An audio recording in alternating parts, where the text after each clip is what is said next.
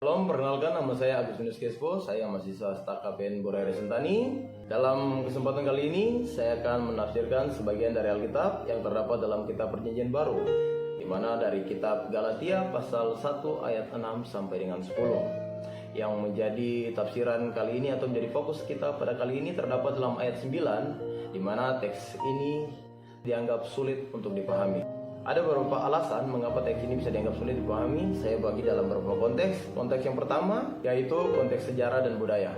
Surat Galatia ditulis oleh Rasul Paulus kepada jemaat di Galatia yang sedang dipengaruhi oleh ajaran lain. Tanpa memahami latar belakang ini, teks ini bisa saja terasa keras dan tidak jelas maksudnya. Nada yang keras dan tegas, Paulus menggunakan bahasa yang sangat kuat, bahkan mengutuk siapapun yang mengajarkan Injil yang berbeda.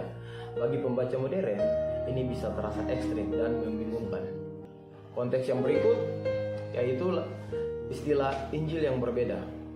Apa yang dimaksud dengan Injil yang berbeda? Apakah ada lebih dari satu Injil? Jika tidak memahami konteksnya, bisa saja membuat pembaca menjadi bingung. Konteks yang berikut ini istilah terkutuklah ia.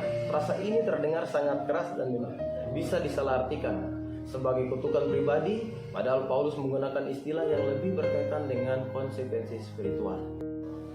Nah, kita akan masuk dalam makna dan istilah dalam teks. Yang pertama, Injil yang berbeda. Paulus menegaskan bahwa tidak ada Injil lain selain kabar baik tentang keselamatan melalui iman kepada Yesus Kristus. Ajaran yang mengharuskan mengikuti hukum Taurat sebagai syarat keselamatan adalah Injil yang berbeda. Makna yang berikut, terkutuklah ia. Dalam bahasa Yunani, istilah yang digunakan adalah anathema, yang berarti terpisah dari Allah atau menerima hukum ilahi.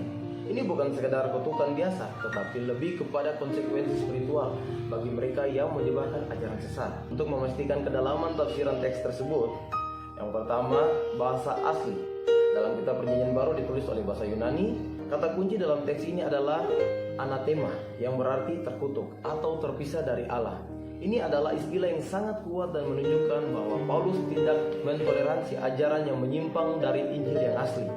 Kata kerjanya adalah eugenezitai, memberitakan Injil dalam bentuk sekarang ini menunjukkan bahwa Paulus memperingatkan bahwa penyebaran ajaran yang terus-menerus menyimpang Injil yang sejati.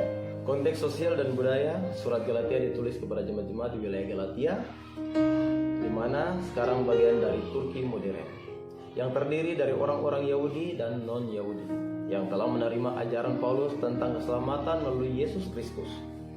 Konteks politik dan ekonomi, kekaisaran Romawi mengendalikan daerah Galatia dan agama-agama politeistik sangat kuat. Tekanan dari pemerintah Romawi terhadap orang Kristen melalui meningkat karena menolak menyembah kaisar atau dewa-dewa Romawi.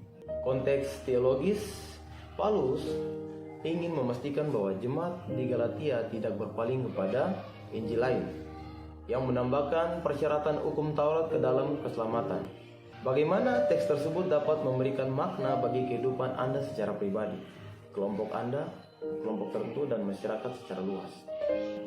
Makna secara pribadi, ayat ini mengingatkan saya untuk selalu berpegang teguh pada ajaran kebenaran dan tidak mudah terpengaruh oleh ajaran yang bertentangan dengan firman Tuhan. Makna bagi kelompok atau komunitas tertentu, dalam kelompok gereja atau komunitas rohani, ayat ini menjadi peringatan untuk selalu memastikan bahwa ajaran yang disampaikan sesuai dengan Injil Kristus. Makna bagi masyarakat secara luas, dalam konteks masyarakat, ayat ini mengajarkan pentingnya integritas dalam menyampaikan kebenaran dan tidak menyebarkan informasi yang menyesatkan. Bagaimana prinsip-prinsip kebenaran teks dan makna hasil tafsiran tersebut dapat bermanfaat bagi kehidupan masa kini. Prinsip kebenaran dalam Galatia pasal 1 ayat 9 menekankan bahwa tidak ada Injil lain selain yang telah diajarkan oleh Yesus Kristus dan para rasul. Paulus dengan tegas memperingatkan bahwa siapapun yang memberitakan Injil yang berbeda harus ditangkap dan dianggap terkutuk. Ini menunjukkan bahwa pentingnya berpegang teguh pada kebenaran yang murni tanpa dipengaruhi oleh ajaran yang menyimpang. Dalam kehidupan masa kini, prinsip ini mengajarkan kita untuk waspada terhadap informasi atau ajaran yang bertentangan dengan kebenaran yang disetujui. Terima kasih atas waktu dan kesempatan. Tuhan Yesus memberkati.